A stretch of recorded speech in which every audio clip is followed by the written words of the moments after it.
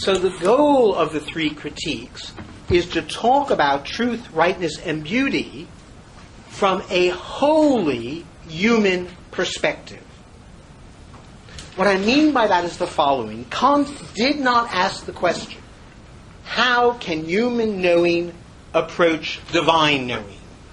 How can we know how things are in the world absolutely? He thought that was a bad question. He equally thought that it was a bad question to ask, how can human beings approach saintliness, or mimic divine goodness, or embody divine commands? He thought we had no knowledge of any divinities or anything outside ourselves that could be called divine commands. Rather, he asked a series of very different questions. He asked the questions, what is it for human beings, that is, beings who are both rational and sensible, to have access to a world existing independently of them, where such access and such knowing makes no reference whatsoever to God's perspective. So when Kant says we know appearances only and not things in themselves, he is saying that we know things only from our human perspective, and how they appear from a divine perspective we do not know, and we cannot even speculate about. It is empty and meaningless, and therefore we will never know how things are in themselves. That is, the way God created the world is a closed book, forever and necessarily. That's why I say this is a critique of metaphysics, because the totality of the world disappears. We cannot know the world as a whole. Because why? Because to know the world as a whole, you would have to have a standpoint outside of it. You can jump and jump, but I can't even get out of the room. No less, So right, if you're going to see it from a human perspective, you are always seeing it from within, and that's definitive and constitutive of human knowing, and not a deficiency. For every other philosopher before Kant, it was a deficiency. It was a privation. Oh yeah, our senses, they get in the way. For Kant, it was not a deficiency or privation.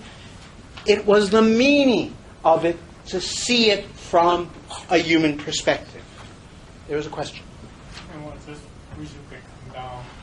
So I want to ask a question about whether we can count Leibniz as a modern philosopher, because he says that we cannot know the defined necessity, right? Yeah, but he thinks that that's the true perspective. He thinks if we did know it, then we'd know how things are in themselves. Therefore, he's still thinking that is a failure that we don't know it. So there are lots of philosophers who don't think we can know it. Hume obviously thinks we can't know how things are in themselves, but he thinks that's what it would be to really know things. So he thinks we have second best knowledge. For Kant, there's nothing... Disagree about you? Okay. We can argue about that at the break. For Kant, though, absolutely the case that this is not a failure of any kind. It is the fact that we're limited is constitutive. So the limits of reason, this is the Kantian gesture, right? The limits of reason are equally the conditions of possibility. That's the Kantian mantra. You want a mantra for the night? The limits of possibility. What limits you is not an absolute limitation. It's a condition of possibility. Right? And rather than, therefore, working against those limits, Kant tries to expose them as the very meaning of what it is to know it all. Analogously, with the question of morality, Kant says, what it is for you, what is it for human beings to act well? What then is the meaning of acting and doing for beings who can reflectively determine their own conduct? Right? So he imagines, right at the very beginning of the groundwork, he says, what would happen if Jesus Christ came down and said, hey, I'm here, and let me tell you what to do? And Kant says, what we would have to do is say, all right, well, tell us what to do. And he would say, oh, well, shoot everyone in sight, right? I guess. And Kant's question is only this. He says, no matter what he says, we would ask, does it correspond to the categorical imperative? That is, the intelligibility of Christ would only be whether or not his actions corresponded to our ideas. Right? To give up that standpoint. The categorical imperative is Kant's notion of morality. I'll explain that later. But this notion of the moral law, that constitutes what right acting is, and it's internal to our reason, and nothing else has authority for us. There is no authority except the authority of finite reason.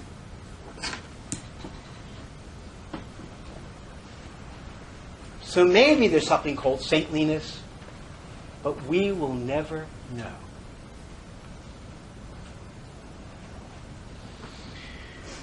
So, what Kant does, this is why I called it a critique of metaphysics, is he thinks those old questions, what is truth or goodness really, are ill-formed. And they're ill-formed because they are the denial of the human perspective. And the human perspective is constitutive of the possibility of knowing and action.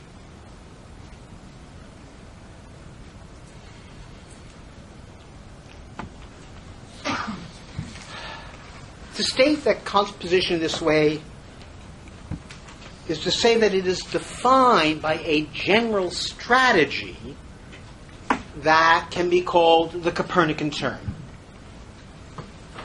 What I'm going to do now is describe each of Kant's three critiques as themselves making the Copernican Turn. So the Copernican Turn Kant describes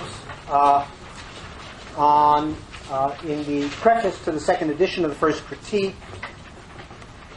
B16, but that's BXVI 16.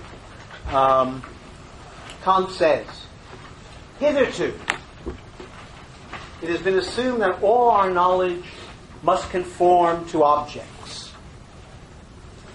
Okay, so what epistemologists say is that our representations must conform to the objects. That's the correspondence theory of truth. And something is true if and only if it corresponds to the object. So the sentence, the cat on the mat, is true if and only if the cat is on the mat. Okay. And then you can read all. I won't even go there. I wouldn't ask anyone to read Tarski's Truth. But this is metaphysics because it's realist. And what I mean by realist, it assumes, this is absolutely fundamental, that what makes a sentence or a statement or a judgment true is some actual fact of the matter. That is, some states of affairs in the world are truth makers. And that idea of a truth maker is what I'm defining as both realism and metaphysics. because it assumes that there are these ultimate objects of knowledge, and it assumes that knowledge is constituted by that. And the problem of epistemology, the problem that all epistemologists, including present-day epistemologists, except for the one or two who are Kantians, is how do we know whether our statements correspond to objects, since our relationship to objects is given by our statements about them. I mean, there's a problem of circularity. So Kant says, hitherto has been assumed that all our knowledge must conform to objects. But all attempts to extend our knowledge of objects by establishing something in regard to them a priori. We can know something a priori if and only if we can know it independently of any particular experience. You mean analytic statements? No, analytic statements are a priori, but analyticity is a feature of statements. A priori is a feature of our knowledge, and it's how we have that knowledge, whether it is dependent or independent of experience. Okay, so the a priori is what can be known without looking at the world. Okay? Analyticity is defined by containment. The predicate is inside the subject. So they're different. No, but can you know something independently of the world as an analytic statement? Like the red robe? Look, analytic statements you do know independently of the world, and they're tedious. Right? The question that Kant's going to ask is there any a priori knowledge that's not analytic? That is synthetic. That is, can we have knowledge of the world independently of any experience of the world? That's the question of the Critique of Pure Reason. So it wants to know if there's any non-trivial knowledge we can have of the world independently of our particular experiences of the world, not, of course, independently of being alive and having knowledge. Okay, so the attempt to know about how things are metaphysically, a priori, Plato does it how? Memory. Oh, yeah.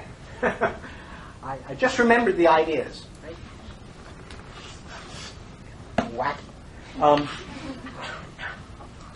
Leibniz, who is moving because he's such a lunatic, right? He thinks that you can get it from an adequate notion of analyticity itself, right? If you understand what analyticity is and what sufficient reason is, then you can work out how the world must be. Kant says none of these attempts to know about the world a priori have succeeded. They all, he says, ended in failure. We must therefore, this is the Copernican Turn, this is it itself, we must therefore make trial whether we might have more success in the tasks of metaphysics if we suppose that objects must conform to our knowledge. That is, it's not a question of whether our sentences agree with the world, it's the question is, does the world agree with our ways of knowing? Now, how is Kant going to do that? It's just a wonderful and startling thing, this Copernican turn, to see. And this is what I mean by thinking from the human perspective.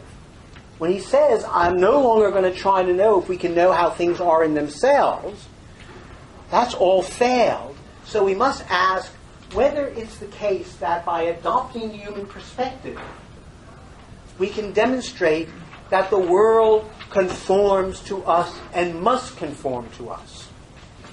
and to do that in a way that is not skeptical. And I'll come back to why I'm not skeptical in a minute. Broadly,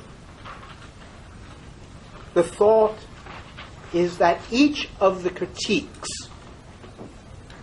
means to steer a course between empiricism and rationalism, between skeptical subjective idealism and realism.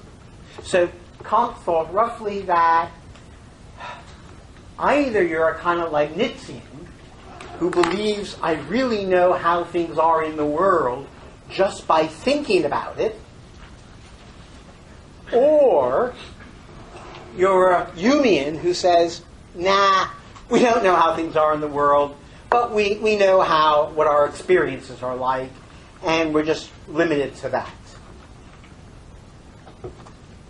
Now again, the strategy is to claim that there is not one unitary account of how things are, but finally, and I want to put it in a Nietzschean way, finally there are three different perspectival takes on the world. That there are three irreducible perspectives that we must have on the world, and that these perspectives, that although they are perspectives, they are not subjective in the negative sense. On the contrary, and this is what Nietzsche never really understood, for Kant, these three perspectives are both irreducible to one another. You can't reduce morality to knowledge or judgments of beauty to morality, which is essentially, for example, what the Leibnizians do, what Baumgarten does, what all those folks do. They all reduce it finally to knowledge or to morality, perfection. There is no one perspective, and each perspective can be shown to be necessary. That is, we cannot have anything like what we think of as our experience of the world without these three perspectives. Hence, the idea of something being transcendental in Kant's sense. Transcendental confuses people because it's the opposite of transcendent.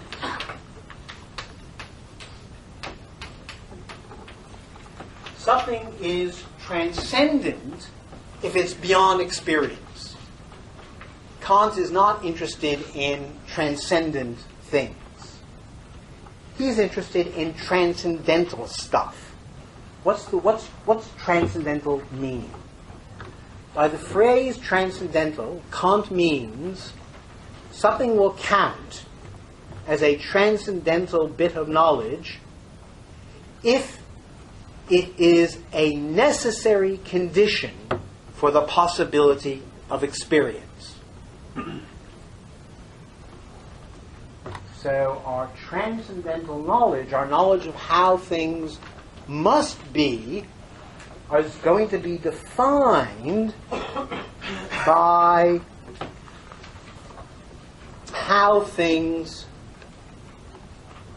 what things we must presuppose for the possibility of experience. So the notion of possibility of experience is Kant's new Archimedean point. Asking the question, what are the necessary conditions for the possibility of experience, is the new question that Kant introduced into philosophy and introduced the Copernican Turn, Joshua. Actually, just for clarification, would these transcendental conditions be given within experience then? Or? They are given by reflection upon experience. That is, we come to knowledge of them. They're in experience. You're using them all the time. Everyone here is a transcendental idealist, whether you know it or not. Right? I just have to show you are, show you what you've already assumed and how you've assumed it, which is about what I'm going to do. So let's look at the handout for a second. How to become a transcendental idealist.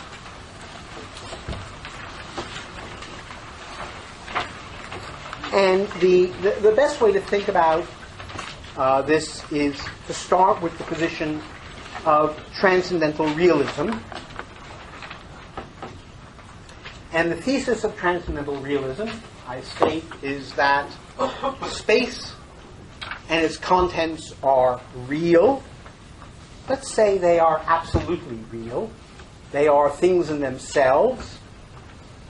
They are the world as God created it, right? Just as Newton defines it in optics. Right? God created the world of little massy things that are indestructible, blah, blah, blah. Right? You all read Newton's optics? No. You should. You should. It's the readable bit of it, unlike the Principia.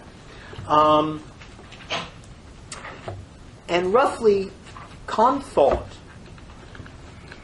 every single modern philosopher and every single modern scientist up to him was a transcendental realist. That is, they all assumed that space and its contents were real, but never directly known. And the reason why never directly known is because we always have sensory experience. So I don't immediately know how things are in the world. I know it by being affected by light and blah, blah, blah. That whole story about how, we have to open our eyes. We have to touch things. We only know things through experience. So we're never in direct contact with the world. We never immediately experience things. Everything is always mediated by sensory experience. This has a corollary, which Kant calls empirical idealism. And empirical idealism might be, the best way to think about empirical idealism, it's where you are, what your knowledge of the world is like at the end of the second meditation. Right? That is, you've doubted the existence of the world, you've doubted your body, the evil demon has scared you to death, but you have this struggle, right? You think, cogito ergo sum, I know I exist, and then you say, what else do I know? And you begin in your head to think about how things are. But now the question, and this is how it comes up in Descartes, right? In the third meditation, Descartes wonders, look, I think 2 + 2 = 4, but can I know that things in the world, if there are 2 of them and 2 of them, that there are 4 of them? That is, how can I get from my knowledge of 2 + 2 = 4 that I have in my head to it being true of the world? Right? And Descartes has an answer. God. After he's gotten rid of God, he says, let's bring God back in. And we're not only going to bring God back in, but he has to be an epistemically beneficent God. Now only a philosopher would think that what we need most of all is an epistemically beneficent God. Right? They're the poor bastards running around the desert trying to save their souls, and Descartes. No, the question is about epistemic beneficence. Okay. And of course, this is the problem of the Cartesian circle, that in order to prove your ideas about the world match the world, you have to assume your own perspective over and over again. So what you get is all these stories about God's veracity or occasionalism or causal theories of perception. All of these are trying to bridge the gap between our experience of the world and the world. And Kant says they all fail. That they all end up as a form of we know what we experience, but we don't know what's really there. The remedy, Kant says, is the Copernican turn. We have to rethink about all of this in a different way.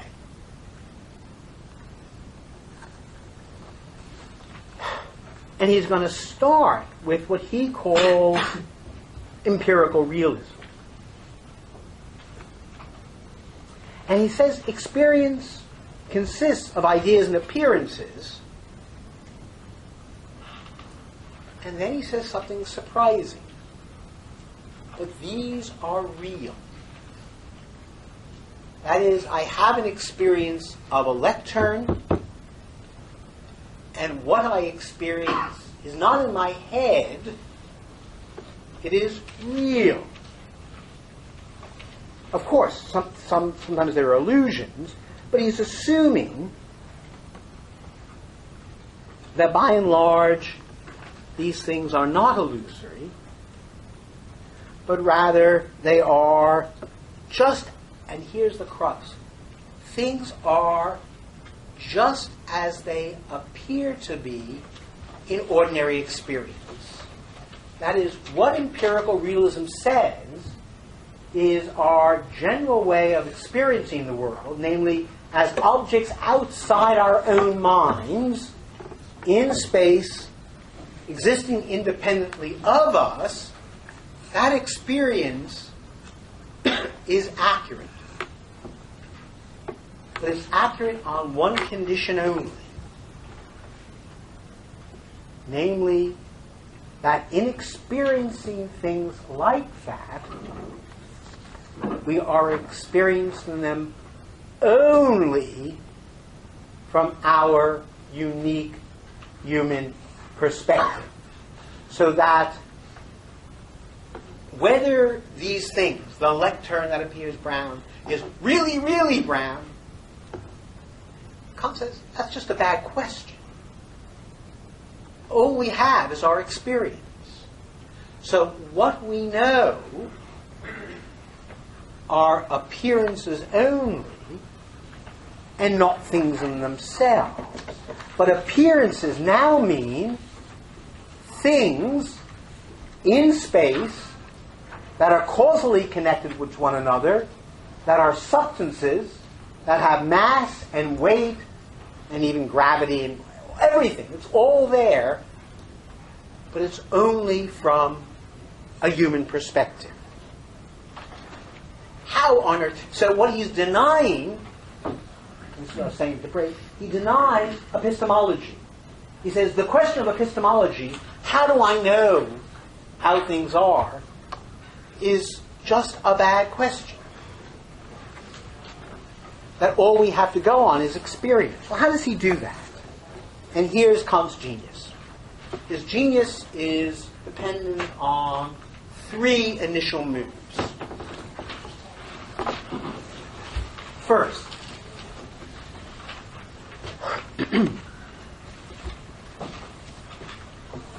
every philosopher prior to Kant,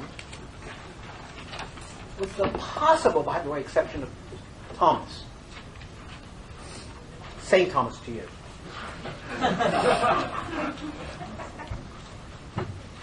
every philosopher prior to Thomas had a conception of knowledge which involved mental perception. That is, the idea that we perceive with the mind's eye. So, Kant, and Locke say, I'm immediately aware of ideas. Descartes says, I'm immediately aware of ideas in my own mind, and I have to make my immediate, clear and distinct perceptions of one idea connect to my immediate and distinct perceptions of related ideas as if they were just one single perception. So the model of knowing for all previous philosophers was direct perception, as if the way things seem when we look at things with our physical eye is how things are through our mental eye. Kant says this idea of mental perception is a fiction. He says all knowledge is judgment. That's his first, and by the way, most radical move, I think. All knowledge is judgment. Why is this radical? Because to say that knowledge is a matter of judgment is to say that what knowledge is a relationship between a subject and an object. Right? So a judgment just is already a relationship between my judging faculty and the object of that judgment. So there is no question about how subjects are related to objects. Our primary datum is that there are judgments, and judgments are already the relationship between a knowing subject and an independently existing object. So what judgments are, for Kant, Kant's technical word is they are always syntheses. They are ways of ordering and connecting up our sensory manifold.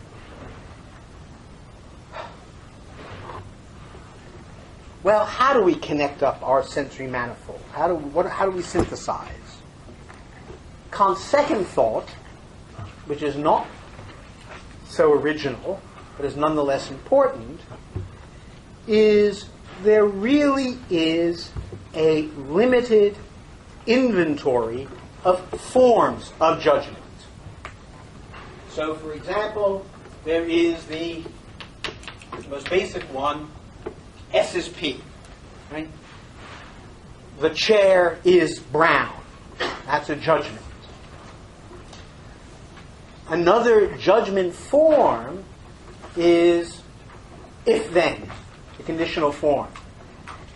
If I throw the chalk in the air, it will fall. If-then, by the way, is probably the most fundamental and subtle and complicated human act of judgment, because it involves contrary to fact conditionals. What I mean by that is the following: that in order to make an if-then judgment, you have to be able to know what would happen if you did so and so. So, of course, I see the bear and I run away. Okay? That's the fact. But I have the knowledge that if I had not run away and tickled the bear under his armpit, I would have been eaten. Right? So now this is an extraordinary thing. I have to know, in order to know a truth about the world, I have to know a state of affairs about the world that never happened, but would have happened if I did it. So to think causally, I'll come back to this in a moment, is to be able to use contrary to fact conditionals, which is to say, to be able to say what would happen if. Okay. Kant's thought, then, is the human mind, and there are a series of these, and these are the forms of judgment, and they include both forms of judgment themselves and relationships between series of judgments. If then is really about a relationship between two judgments, right? Yeah? Quickly, this seems to be a point that belonged to Hume, which was the basis for which Kant was said to rise from his mental Slumber. Right. I'll wake him up in a second. I'm going to come back to you. I'll come back to you right now. But before I do, just one, let me just make this statement, and then I'll bring in you. Kant's thought is the human mind, as a human mind, is equipped with a limited set of judgment forms. my way of expressing this is to say that the human mind is possessed and equipped with a primitive, transcendental grammar. That the only way we know how to talk about the world is by thinking in terms of this primitive series of grammatical forms. Kant thought that there were a very limited number. Wittgenstein thinks there are tons of them, but has the same thought, that these forms are the conditions of human thinking. So we have a primitive, what I'm going to call transcendental grammar or transcendental syntax. Kant's third thought is that Hume was right about causality, right about substance, right about the subject. That is, Hume said, when I look at the world, right? What kind of damage can I do here? When I look at the world, I just did some damage. And I see, right, the eraser bounce off the lectern. I can do this all night. I do not see the lectern making the eraser jump. What I see is simply the eraser touching the lectern and then the eraser in a different position. Which is to say, I never see a causal relationship. All I see is a sequence of events. So if I look in the world, there's no such thing as causality. There are just regularities. Now, Kant then makes his great assumption, and the easiest way into it is, or the one I like, is what he calls his metaphysical deduction. And his metaphysical deduction occurs, don't worry about the title, it's just going to screw you up, occurs at B105. And at B105, Kant says the following.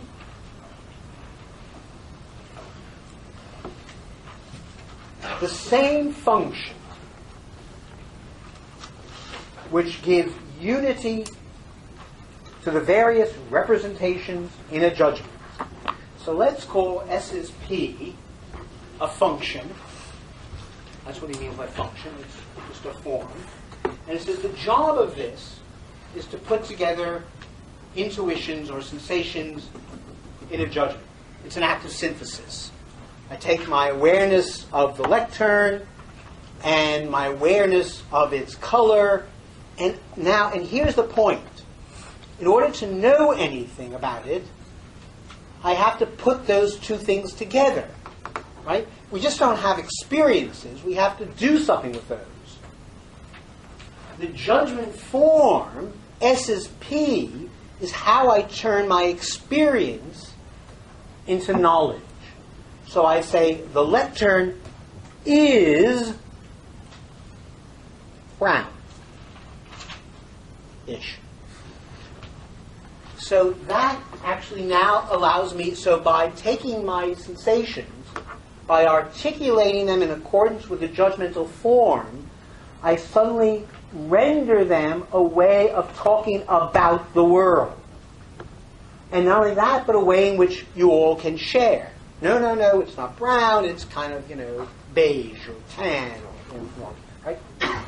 But so the structure. Okay? So that's what we do necessarily with our sensations. It's the only thing we can do with them to make use of them. We have to do something with them, right? That's what Kant is saying.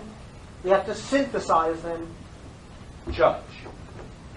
Now he says the same function, which gives unity, so that's the other thing. S's P gives a unity to our experience. It does something, after all, if I look at this, it is to use the famous phrase of James, a blooming, buzzing confusion. Right? There's just all this stuff. Right? And if I didn't have ways of doing things with what comes to me, I just would be, well, psychotic. Right? Psychosis is simply the inability to do stuff with experiential import. Okay. So, can I say that? You're not so sure. Okay. We'll find out. We'll find out. Okay.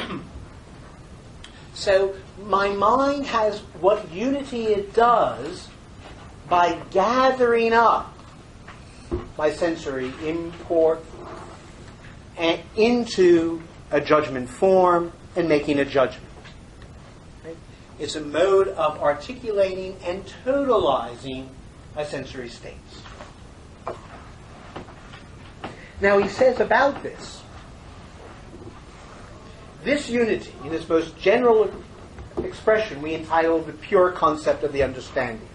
So this is what the understanding does. It makes judgments, it totalizes experience, it gathers it, unifies it, and turns it into knowledge. Now, and this is the extra move, this is the surprising move, this is the Copernican move, the same understanding through the same operations by which in concepts it produced the logical form of judgment. This is just a logical form. This is just a form. It's empty without the stuff of the world. This same logical form of judgment also introduces a transcendental content into its representations by means of the synthetic unity, the manifold, and intuition in general. On this account, we are entitled to call these representations pure concept of the understanding and to regard them as applying a priori to objects. All right, what's he just said? S is P. That's just grammar. That's just a way of talking or thinking or representing. That's not how the world is. The world doesn't have subjects and predicates in it. What does the world have? Anyway. Subject is the subject of a sentence. Predicate is, a way of talking about the subjects of sentences. But how about in the world? Okay. Substances. What we have is substances with properties. So Kant is saying that we can only make use of the subject-predicate form if we treat the world as having substances which are, let's call it the material structure or the material projection of the subject, the grammatical subject, and properties, which is the material projection of the predicate of a sentence. So not only, similarly, let me do another version of this. I can see you're thinking, oh boy, are we in trouble. Okay. The idea is we can only think about the world in the way we do think if the world is structured to allow us to think like that. So the thought is not only must there be a transcendental grammar, but there must be a transcendental semantics. That is, there must be ways in which the world, right, is amenable to us talking about it in certain ways. If A, then B. If, then, is a judgment form. If we want to talk about the world, what do we talk about, if, then? No. Condition. What corresponds to the if in the world? Cause. Cause. The then? Effect. Right. You can only make use of the if-then form of judgment if there are causes and effects in the world. And conversely, and the conversely is absolutely important, there's no way you can make sense of the idea of causality unless you possess the if-then form of judgment. That the meaning of thinking about the world as causally structured is given by the way you're able to use the if-then structure. So Kant says if we're stuck with our grammatical forms, then equally we're stuck with the material projection of those judgment forms, and we're going to call those the categories. Right? And that's the Copernican turn. We're making the world, we're saying we can only think about the world the way we think about it. We're human beings, we talk. You know, the table is brown. But that has massive metaphysical implications. Namely, the only way we can think about the world is as a world composed of substances with properties. Therefore, we are a priori committed, just because of our judgmental forms, to thinking, indeed knowing, that what knowledge involves is thinking about objects as substances with properties that are causally bound up with one another. Now, of course, putting it this way is very dogmatic. Kant has a very elaborate argument called the transcendental deduction of the categories to show why we must do this. And then he gives very specific arguments for each individual category. So, just one example. Cause and effect. How can I show that we need the category of cause and effect? Kant does it by thinking about a simple contrast. The perception of a house and the perception of a boat moving downstream. Well, think about the perception of a house. I look at the house, I see the roof, I see the upstairs windows, I see the downstairs windows, and then I kind of look to the right and I see the other downstairs windows, and so on. The most obvious thing to be said about my perception of the house is that I see each bit of it successively. I see first A, then B, then C, then D. How about the boat moving downstream? Well, first I see the boat here, then I see it here, then I see it there. Well, this is very strange, right? In one case, I'm looking at an object.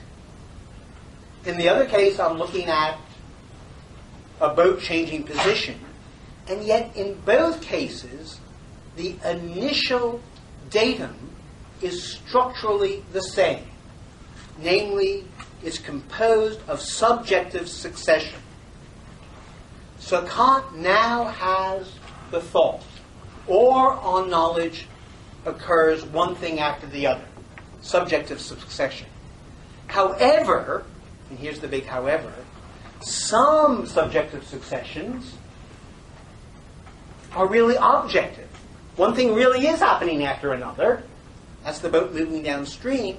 And some subjective successions are not successions at all, but different perceptions of a unchanging object. And the subjective succession is simply because I'm seeing it in various ways. So Kant makes now two hypotheses, which are the following. For those things that are truly are subjective successions of an unchanging objects, the order is reversible. I could have seen it in the opposite area, in the opposite direction. It doesn't matter. In fact, I could do it in any possible way. In the case of the objective succession, what makes it objective is that the state changes of the object occur according to a rule. namely a rule of cause and effect. If the boat is upstream and the stream is flowing down and there's a wind, then it will appear downstream. Right? And it's knowing the rule that allows me to regard what I see as an event and not as an object.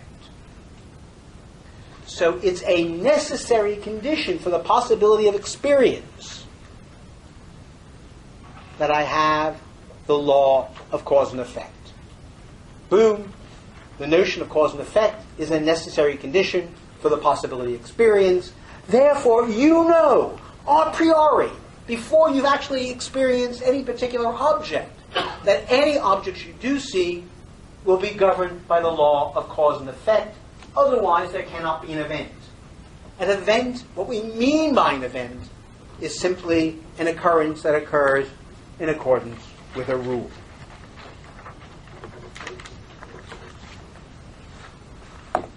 Okay.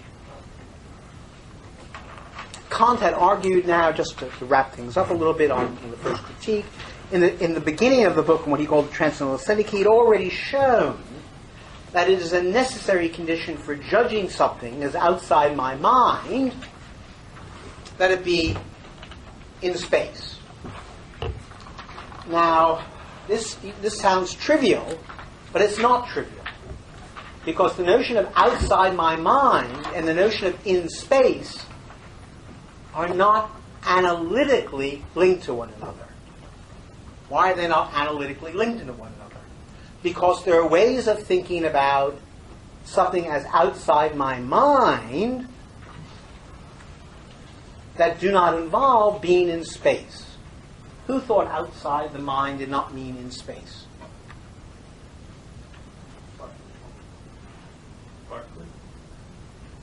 Berkeley's a real puzzle, but probably the easier one that Kant was always thinking about was Leibniz, right? Because for Leibniz, space and time are just appearances; they're not real. The only things that are really real are the monads. So the discovery, and then Kant has to show why it is that Leibniz can't be right. That in order for me to think about something as outside my mind, he says, it must be somewhere that I am not. And that therefore what it is for any object to be outside of any other object is for it to be in a spatial relationship to that object. Therefore, the very notion of space is itself a necessary condition for the possibility of experience. Now, the crux of this, what's shocking about this, or should shock you about it, is Kant is defining space functionally. That is, what space is what provides the condition for object individuation. And the notion of space is understood by Kant with respect to that transcendental function. And that is showing how objects can be individuated one from another. Which means, for complicated reasons, denying the identity of indiscernibles.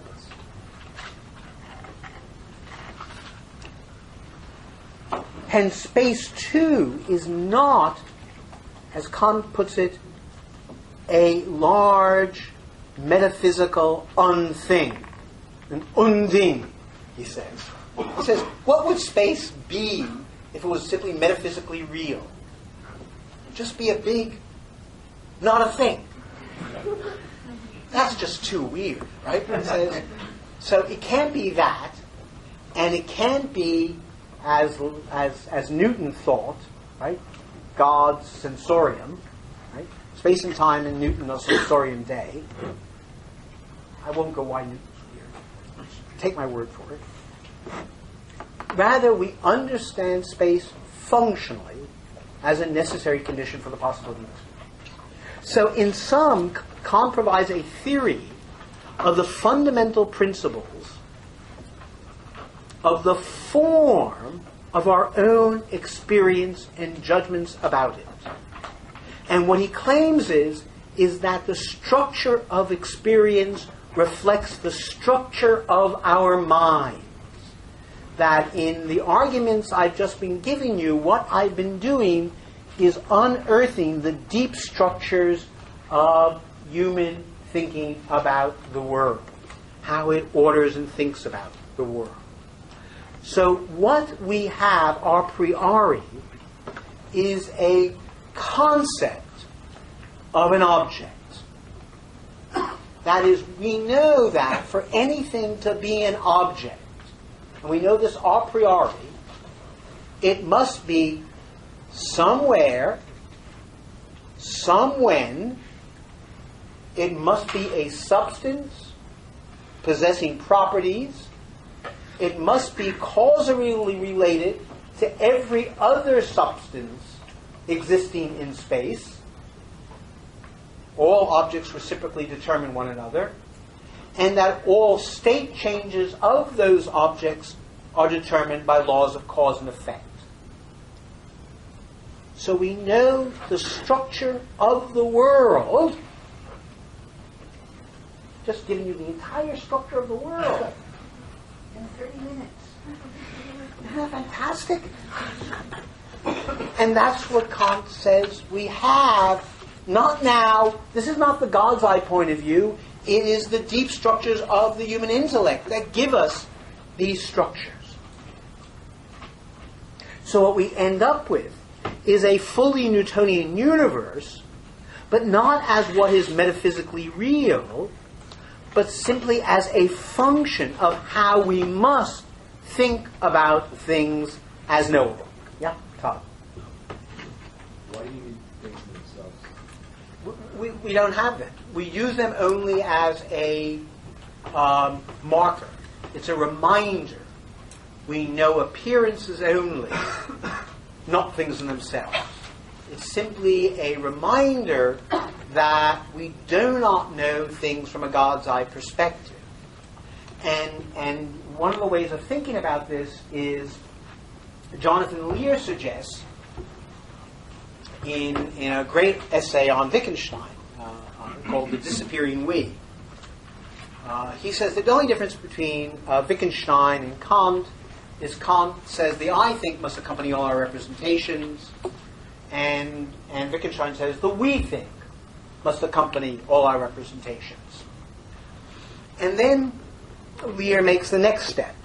And he says, well, so we think 2 + 2 = 4.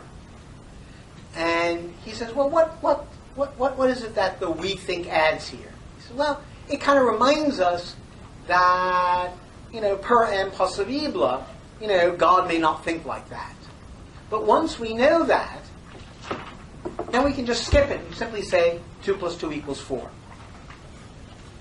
So we can just eventually drop the things in themselves, right? Which is roughly what Hegel tries to do to Kant, right? He just tries to say, you don't have to do that. That's just anxiety. No, but the anxiety is very deep because, right?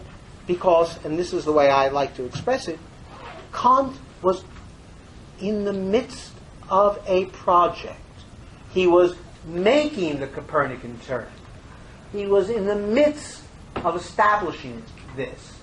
And he could not have done it except by drawing these distinctions in relationship to Hume and Leibniz and Descartes. And the only way Hegel can be a smartass is by coming after Kant. Yeah, Steve. You're probably going to get to this when you talk about moral philosophy, but if you don't think, if you take Alice in line and don't think that the thing in itself has any substantive role, are you going to provide an interpretation of moral philosophy, a very brief one I know, in life? Give or take, yeah. Because I've already done it by talking about 3 irreducible perspectives. But then, then you don't think, like Hegel thought, that the distinction between appearances and things in themselves are playing a role for Kant in terms of setting up moral philosophy. I am. If they're really in this, Sure. if you take this perspective line, then that doesn't make sense. it seems to me to add an unnecessary layer of difficulty at this juncture. So I'm simply using this as the most elegant and simple interpretation of Kant, which may not be accurate, and you'd have to work out all the details. But we can do the perspectival account.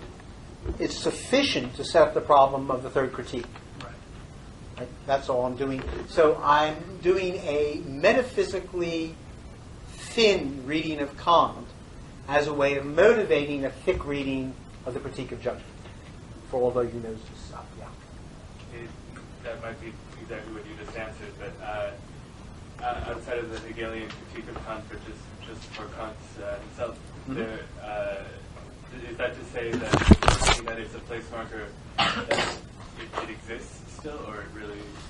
No, when I say it's a when I'm saying things themselves are markers, I mean they are just reflective functions, that they have no substantive existence, there's no actual things there, there's nothing that could be known. I'm just saying it's merely a form of it's a direct consequence of transcendental reflection and nothing else. It's just a reflective comment necessary in order to distinguish between empirical realism and transcendent realism. Right? That's why the chart for me is absolutely central. I am not an empirical realist. I'm an empirical realist and a transcendental idealist, not a transcendent realist. Yeah. So before you read Kant, the God's eye view is real, and after you read it, it's not real. No, it never was real. That was simply an illusion. Right? You've always just been a human being. That's the good news. No. The God's eye. No, this is how things are, and Kant's, not an historical. It's not as if suddenly it's like this. No, this is the way it's always been. We just had this metaphysical hunger, and the whole second half of the Critique of Pure Reason, the so-called transcendental dialectic, is about the nature of metaphysical hunger and why metaphysical hunger is natural to human beings. We are the kinds of beings who are always tempted to think God did it, or we could get outside our own skins, or we could know things as they really are. That is, we are so built that we want to be metaphysicians, right? And Kant's whole practice is a kind of transcendental asceticism to learn this new form of modesty. And Kant describes it as the kind of says, I'm not going to give you the whole world. I'm just going to make you a little safe place where you can actually live like a human being. Right? So he's trying to tailor the aims of philosophy to human experience. Ruby. So is this a subjective universality? It is, but he wants to get rid of that notion of subjective as pejorative. So he simply wants to say, that's why he uses the word transcendental in order to get rid of subjective-objective talk, because he thinks subjective-objective talk is wholly immersed in the illusions of transcendental realism. So you have to kind of give up that way of thinking. You have to be a kind of grown-up, and to be a grown-up is to be a transcendental idealist, not a subjective or that's the bad old way of going on. But you still said it was kind of like, instead of it being we, like Wittgenstein, it's just, like from a human perspective. Yeah. Like, so, but what we have... Human perspective is not subjective in the pejorative sense, it's just the human perspective. No, but the thing is, you don't know objectively, like, what another person is able to see or perceive. Oh, no, you absolutely do. Right, so then it is subjective, but defined in a different way. It's finite. It's a better word than subjective. He's trying to avoid exactly that. Why? Let me get, this is actually helpful. It's good. What's Kant's deepest strategy? He says, if you bore into the subject, and you go deeper and deeper into the subject, what you find is not subjectivity, but objectivity. Right? Now, the first person to discover this was Descartes. That's the genius of Descartes. Descartes loses the entire world and discovers at the very heart, after he's lost everything, solidity. And Kant wants to say that Descartes' approach of finding in the heart of the subject not the loss of the world, but the source of the world is what we have to think about. Right? And this is why Heidegger is a Kantian and Merleau-Ponty is a Kantian, because they're all trying to show that the sources of subjectivity are actually objective. So that's why it's better to give up the language of subjective-objective, because the subjectivity of the subject is objectivity. That's what transcendental thought says. But does it admit that, though? Because I think this is what Josh was asking about, whether or not it was given an experience, or it was getting towards this. When you talk about the categories, and because I'm fine with the primitive syntax and grammar, but the transcendental semantics is kind of to me, would need some more justification. That's just cause and effect. If then, cause and effect. That's just their matching of one another. That's all. You can't have a transcendental syntax if there's no semantics that goes along with it. Sure, but I wonder if there isn't like a... That's why Chomsky's boring, right?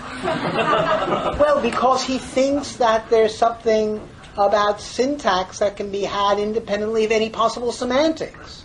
And he keeps getting in incredible trouble with everybody, right? I mean, this is why you get all the epicycles of Chomskyanism, because he wants a pure syntactical account. That makes no sense. But the grammar is given through like the decisions of the subject. There are no decisions. So we didn't decide to think about the world in terms of subject and predicate.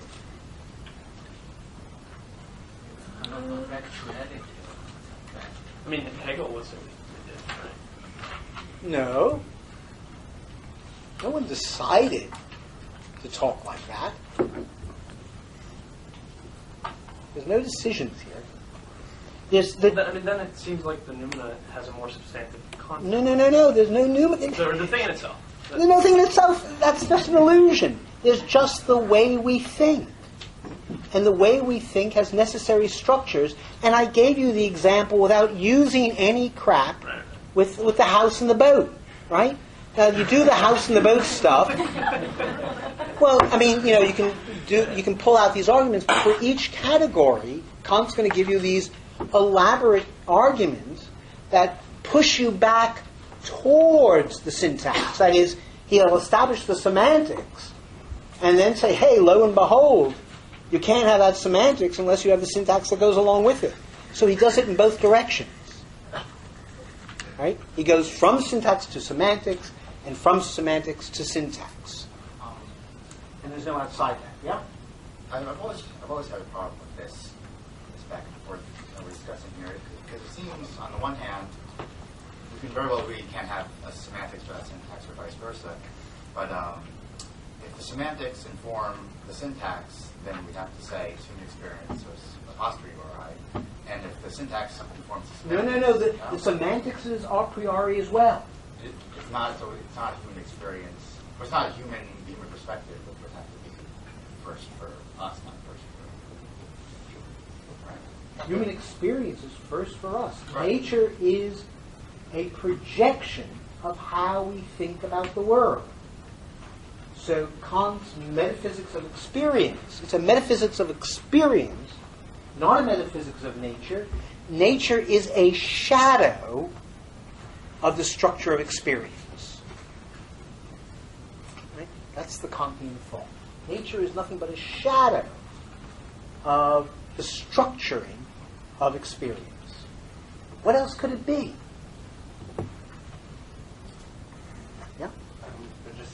what Tom was saying about decision.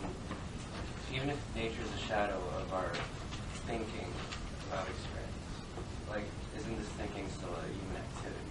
Absolutely. So, probably related to, I guess, relates to this earlier question. Let me give you an easy example where we all will agree. Right? Law of non-contradiction. Right?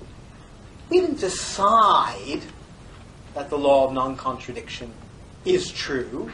Rather, we cannot even begin to do the business of thinking unless we accept the law of non-contradiction. And Aristotle, in this regard a perfect Kantian, describes the law of non-contradiction both formally, that is, as something about statements, and materially, right? Namely, a thing cannot be both, A and not A at the same time in the same respect, Aristotle says.